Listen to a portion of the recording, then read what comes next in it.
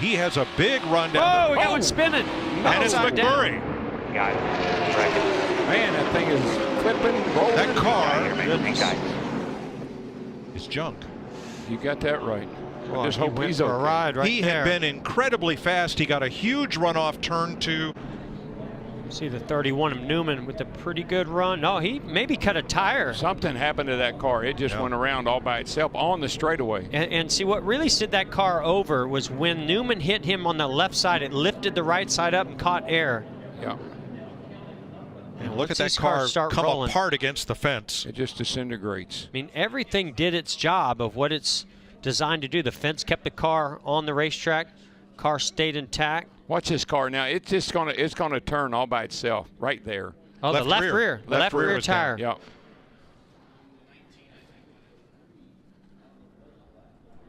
Right over the top of Newman's car. Yeah. Newman and Ty Dillon both with a good bit of damage. And Mike, the 2 fastest cars, the 1 and the 13, were both involved in that accident. That's right.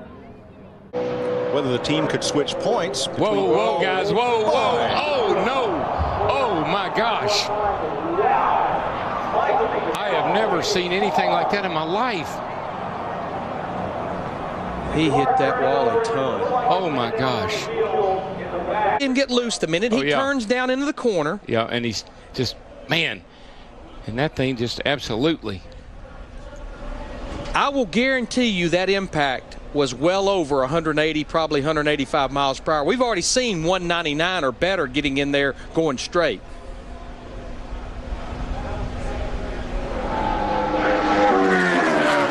That's the part of the racetrack. I can't even hardly watch that. It's a part of the racetrack, but Murray said was a little slick getting in. Not knowing if Michael changed his line a little bit, got a little too much into that speedy dry. Oh, my Lord. But that he walked away and waved to the crowd while walking to the ambulance after that impact is a great testament to safety of these cars and these racetracks today. If there's been any fans, if there's been anybody in our industry that has questioned the car tomorrow, ladies and gentlemen, take a look at this guy that. No, got trouble getting into 3, guys. Joey Logano. Big crash. Oh, he's upside down. Over and over, Logano goes in between 3 and 4. Oh, no.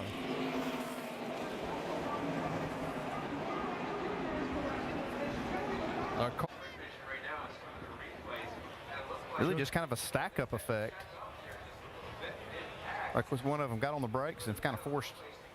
Yeah, look at Tony Stewart just missing this crash. Man, here's where it really gets exciting. Man. We talked about that there's nowhere to go as you come off of these corners, and when something like this happens, you make a commitment, and you've got one opportunity really to miss this wreck. Tony Stewart did a great job. Some others got caught up in. Let's drive along with Tony Stewart here. See it develop right in front of him. He actually got into the back of the 20 as he checked up.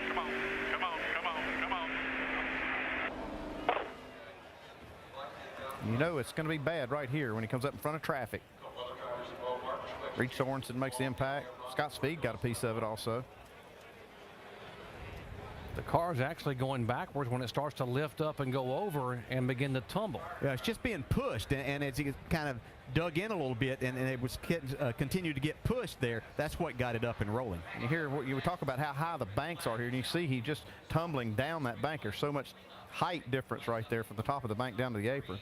3 stories, the difference between the top and the bottom, 24-degree banks.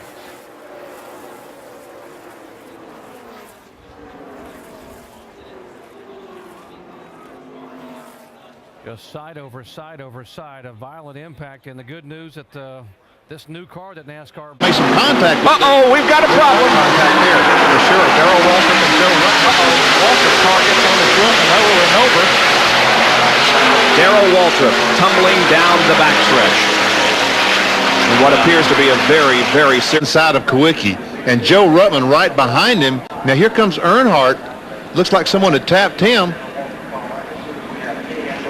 But Kawicki came down and touched Darrell.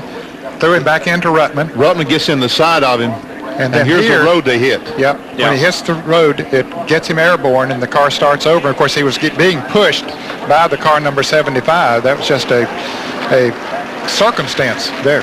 There was certainly nothing aerodynamic that caused that crash. When they went over that paved road, which is part of the road course, that's when the car got airborne and began to flip. Here's another angle.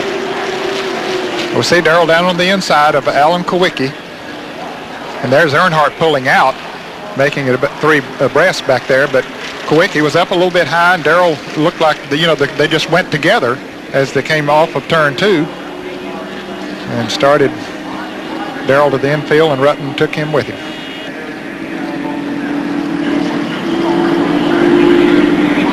Car rolled over 5 or 6 times and came to rest on its side. The white flag is out. They're going to crash. With a big run. They're crashing. Christopher Bell upside down.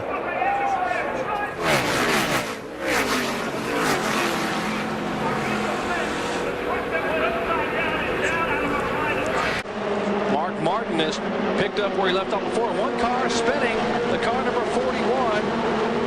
Johnny Benson, as a car takes a roll as it slid backwards, apparently the air just been tagged by a car, Jared. There was a pack of cars running together, and then it gets backwards, and you see the spoiler sticking up there. The air gets under it and lifts the back end up, and then it just starts rolling over in the grassed area on the backstretch here at the Michigan International Speedway. Fortunately, it does not get over into that guardrail, but that's a pretty serious looking crash, but it lands on its wheels. Different angle again for that scary crash here in the early laps, looking across the racetrack. You see the rear of the car starting to get off the ground. You'll get a sense of actually how high this car will lift here as it came off the ground and begins to tumble. Higher than some of the scaffolds there where our cameras are located. Well, Jerry, the speeds have increased so much here. Big track. Holy cow, the car upside down on the back straightaway. Carl Long has crashed hard and collected Bobby Labonte in the process. A car's out of control.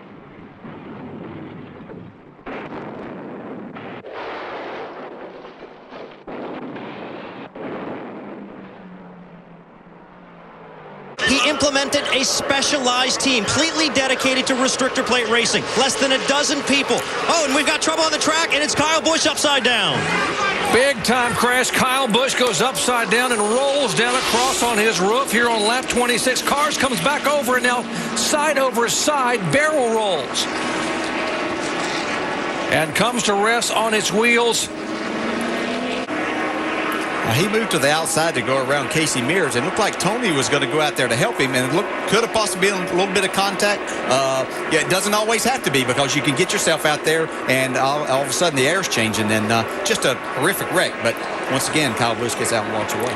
We sure did a lot of damage. It looked to me like right here, as we watched this, it looked like that maybe they all started stacking up. It's hard to say that Tony Stewart wasn't getting some help from behind, or maybe even further back than right behind him. Like they're all just kind of stacking up. Yeah, when that happens, usually because everything changes, the air changes, and what you've been doing right there, you might have been wide open at that time, and then all of a sudden things change. And so, you can't put any blame on anybody, I don't think, here. Although I think we do see a little contact between the 33 and the 5. But when he pulls out there, that car is automatically going to start coming back a little bit, because he's come out against a brick wall of wind right there. Even though he's got to run, that car automatically slows down when he pulls out there until he starts getting that help. So if you're Tony Stewart, and you're trying to get out of the gas and you're getting hit from behind, have you ever had that happen where you get hit from behind and you can't actually slow your car down and try to avoid that wreck? Somewhat reminiscent of the Brian Vickers, Jimmy Johnson contact in the Cup race last fall. Inconsequential, wasn't intended to happen. One car makes a move, another one just gets a slight tap, and off they go. On board here with David Rudeman. So 3 wide. Back it down, Stay high, good job.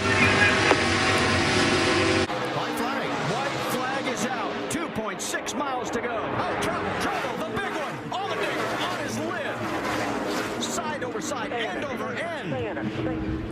Kevin Harvick's going to win this race. Actually ended this race. But Jimmy Johnson got out of shape first there. Saves it. And right behind him, everybody starts getting together. Looks like Tony Stewart forces Allmendinger upside down. Boy, and that, thank goodness the safer barriers on that inside wall. And we've seen in past that when something happens behind the leaders that NASCAR's... The 27 car, Casey Atwood, almost lost control. And a big... Oh, trouble, trouble. Oh, and one car upside down. Casey Atwood. And sliding through the grass, Kenson. White around. White and yellow flag. Atwood's car is destroyed. And did the leader get the car on the left side of your screen? Andy Hillenberg gets in the back of him, and he gets into the outside wall. You can see the 18 car there. The hood's all torn up on it where he got in the back of Casey Atwood. Was right up and almost over Mike McLaughlin. Goes back down on the back end and then back to the front end. There goes the radiator and the springs. Now, the good part is that probably looks really bad to the racing fan, but it's sliding on the roof. That's where all the roll cage is. It does not start turning over until it scrubs off a tremendous amount of speed. Now, watch him when he hits the grass here. It'll turn over several times there, but the speed is down where it's not like 190 miles an hour crash.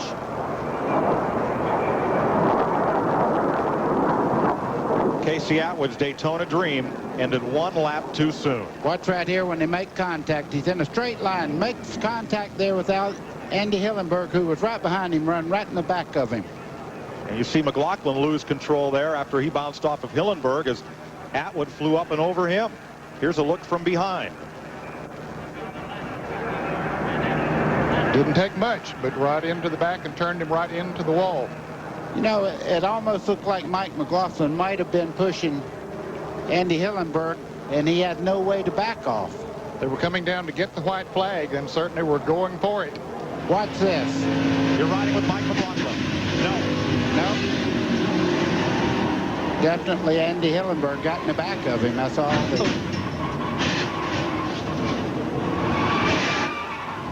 Well, we've heard that too much today.